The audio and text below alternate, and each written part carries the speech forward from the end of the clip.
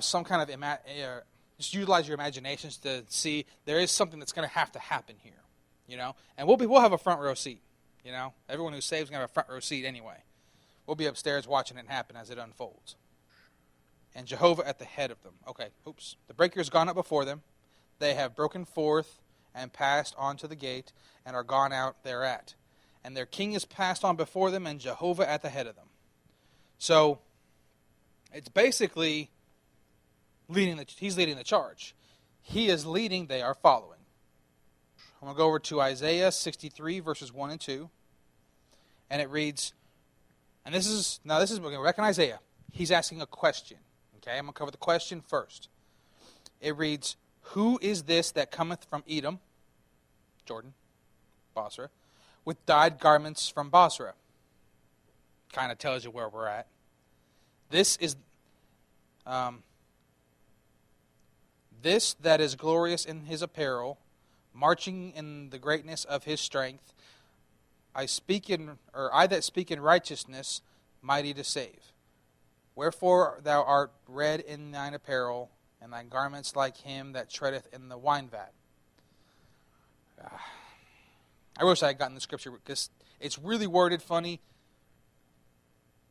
They know. I normally use the NASB, which is the ASV, but the word's a little more simplistic. This is the ASV. This is an absolute 100% word-for-word translation from the Greek and Hebrew to English. It is the nearest word. There's no fudging it. There's no trying to make exception, or we think it's like, no, this is literally what the word is. So whether the word really flows well is irrelevant. They do it a word-for-word translation, which makes it very accurate, but it also makes it a lot harder to read. Okay, he's asking, who is it that comes from Edom with dyed garments from Basra? Is that his? This is that glorious in his apparel. And the thing about glorious apparel, it's shining, it's emanating, radiant, and not radiant by our standards, radiant by his standards. It was so radiant that even Isaiah's like, his clothes are glorious. So you can only imagine what it is he's actually seeing. Marching in the greatness of his strength. Marching. You don't march by yourself. Okay? He's marching his army. They are behind him. Now, this is, I think, where LaHaye and Jenkins got they're going to run. Because when you march, you're on foot. Okay? Does it mean Christ is on foot? Does Christ actually touch foot or set foot on the ground in Basra? I don't know. I don't know if he gets off his horse. He doesn't have to. When we go back into the scripture, we read that the blood will run bridle deep. So if he's on his horse, his garments will be stained. Not for up to his shoulder, but the base of his garments will be stained. So therefore, the scripture is still fulfilled. Either way. It doesn't say his garments are covered from head to toe. It says his garments are stained. That's all it says.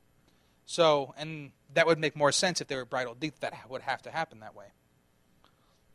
So his apparel, his clothes are glorious, marching in the greatness of his strength. He has his people with him. He might just be on his horse at this point. I'm assuming his horse is on the ground. I that speak in righteousness, mighty to save. Wherefore art thou red in thine apparel? You think about red, it's talking about his clothes again. It's just reiterating. They're red. They're stained with blood. And thy garments like him that treadeth in the winepress. Now, whenever we covered back at the beginning, Christ tread the winepress. That was actually the phrase that it was used in Revelation during the teaching. It was, his clothes were stained from treading the winepress, which is the wrath of God. And I'm going to go into some more detail on that here shortly. So, again, this is Isaiah asking a series of questions. Because Isaiah is being shown this prophecy, but he doesn't understand it. In his mind, this has not an event that's happened. He's basically really, really confused. So, he gets an answer. And Revelation 19:13 is where we have that treading the winepress verse. Now, I'd like you guys to look at some of these things because you can see it matches. Okay? We have an Old Testament scripture and a New Testament scripture. Everything needs to line up. Now, proceeding here with Isaiah 63, verses 3 through 6. His questioning ended with verses 1 and 2. Now starting at verse 3. It reads, this is Revelation 13 in great depth and detail, okay? This is basically what Revelation 13 says. But it comes from Isaiah 63, verses 3 through 6. I have trodden the winepress alone, and of the people there was no man with me. Yea, I trod them in mine anger and trampled them in mine wrath. And their lifeblood is sprinkled upon my garments, and I have stained all my raiment. For the day of vengeance was in my heart, and the year of my redeemed is come. Which his redeemed is Israel. He is taking vengeance for the destruction of his children. And I looked, and there was none to help me, and I wondered that there was none to uphold. Therefore mine own arm brought salvation unto me, and my wrath, and it upheld me. And I trod down the peoples in mine anger, and made them drunk with my wrath, and I poured out their lifeblood on the earth. That's an awful lot of detail for something.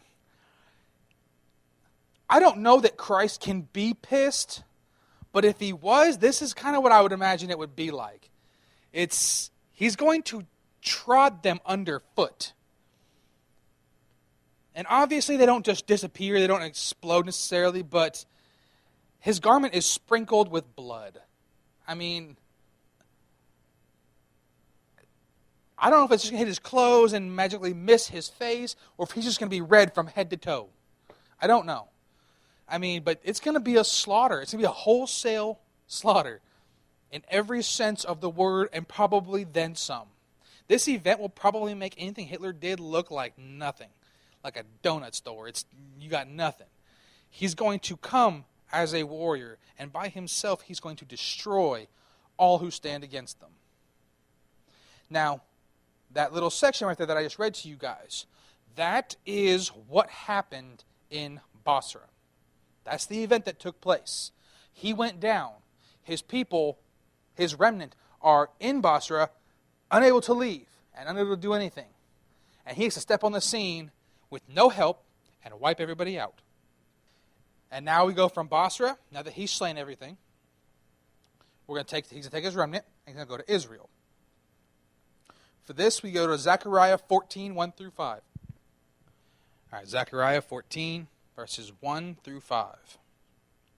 And it reads, Behold, a day of Jehovah cometh, which is the day of the Lord, when thy spoil shall be divided in the midst of thee. For I will gather all nations against Jerusalem to battle. Okay, well that part we knew, that he was going to gather all the nations together, at least those that are left, because he's going to have a gathering over there at Basra. Everything that's in that area is going to be gathered up. He's going to slaughter them. He's going to go to Jerusalem. He's going to gather them up, and he's going to slaughter them. For I will gather all nations against Jerusalem to battle, and the city shall be taken, and the houses rifled, and the women ravished. And half of the city shall go forth into captivity, and the residue of the people shall not be cut off. From the city. All right, I'm going to stop there for a second. All the nations are going to come against it. Half the city shall go forth into captivity, which means the people, but it also means they breached the walls, which means they got in. Okay? The residue of the people shall not be cut off from the city, which means no matter what else, the remnant, that which is left, many will go into captivity, but the remnant is specifically referring to the Jews. The Jews will not come to harm. That last remaining third will not come to harm, and they will escape from the Antichrist and his armies. And that's the residue, which is the other way to say that is the remnant. And shall not be cut off from the city, which means they will not be driven out. Not that they won't leave it, but they will not be driven out. They will not be conquered. Then shall Jehovah go forth and fight against those nations, as when he fought in the day of battle. And his feet shall stand in that day upon the Mount of Olives, which is before Jerusalem on the east, and the Mount of Olives shall be cleft in the midst thereof toward the east and toward the west. Now hang on there for a second. It said, then shall Jehovah go forth, fight against those nations, and his feet shall stand in that day upon the Mount of Olives, which is before Jerusalem on the east. The east of Jerusalem is the location of the Mount of Olives.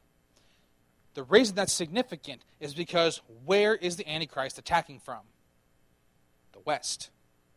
Because we read, he will pitch his tent between Jerusalem and the sea. Well, the sea is on the east side of Jerusalem. The staging area is in the north, which is the Kedron Valley, which is overlooked by Mount Megiddo. You move south into the Jezreel Valley, which brings them right up on the west side of Jerusalem. And that's where he's going to make his camp, between Jerusalem and the sea. He's on the west side. Christ is going to set foot on the Mount of Olives, which is on the east side. Where's Basra? East of that. So it makes sense that if Christ first comes to Basra, he has to go west to get to the east side of Jerusalem to make his stand between on the Mount of Olives and the Antichrist. He's going to make his stand at that point. So we have everything goes together. I want you guys to see that what I'm teaching you guys, I'm not making up that he actually goes to Basra first. I'm trying to tie everything back in together. So you guys can see it's a stage. He comes here, he moves west, and he stops on the east side of Jerusalem while the Antichrist is approaching from the west. Now this is worded kind of weird in the ASV. His feet in that day shall stand up on the Mount of Olives, which is before Jerusalem on the east. And the Mount of Olives shall be cleft in the middle. Cleft is split. Okay? It will be split in the middle, which is the midst, in the middle thereof, toward the east and toward the west. Which means it's going to create a valley, a split. The split is going to run east and west. And there shall be a great valley, and half the mountain shall move toward the north, and half of it toward the south. So it's cleft from east to west, making a split, and one section moves north, one section moves south. And it creates a valley. It says, and ye shall flee by the valley of the mountains, for the valley of the mountains shall reach unto Azel. Yea, ye shall flee like as any fled from before the earthquake in the days of Uzziah, king of Judah. And Jehovah, my God, shall come, and all the holy ones with thee. It is painting a picture, hopefully in your minds, that it's going to be an occurrence, that he's going to set foot. It's going to go north, south, makes a valley east, west, which makes perfect sense because the Jews are being driven back. They are fleeing from the west to the east. And they're going to go, this is going to create a channel basically, that they will be able to escape the Antichrist and go right through it. Now as they pass through it, Jesus is standing up there above them. They all get through, and he just moves on forward. You shall not pass kind of a scenario, you know? So he's going to put an end to it. And at that point, they're going to run behind their shield. And he's their rear guard, basically. They're going to be fleeing, running away, and he's going to step in and be like, bam, stop. That doesn't say that's actually what happens, but I don't think it really has to either. And like I said before, if you look at all the judgments, the seal judgments, the bowl judgments, the trumpet judgments, they all are synonymous with with all the plagues that happened in Israel. You have a plague of locusts. You have a plague of darkness. You have water into blood. It's just on a worldwide scale. It's on a end-time scenario scale, and not just a little bitty Egypt scale. You know, Pharaoh was panicked back then. Can you imagine what he would be doing if he saw this here? He's like, dude, it only gets worse. You better get in. I can imagine. And yeah, you're absolutely right. Although, I think this mountain will close up again, but that I know of, there's no place in the Bible where it says it does. Okay? I'm assuming when God recreates Jerusalem, he's going to fix the mountain he messed up. Well, if he did it, does it constitute as messing it up? Exactly. So, he can do whatever he wants. That must be nice. You think? To be perfect and do whatever you want? Not that I want to be God by any means. I'll take that the wrong way. I'd rather be a child of God and just be able to serve Him and not have to have that worry.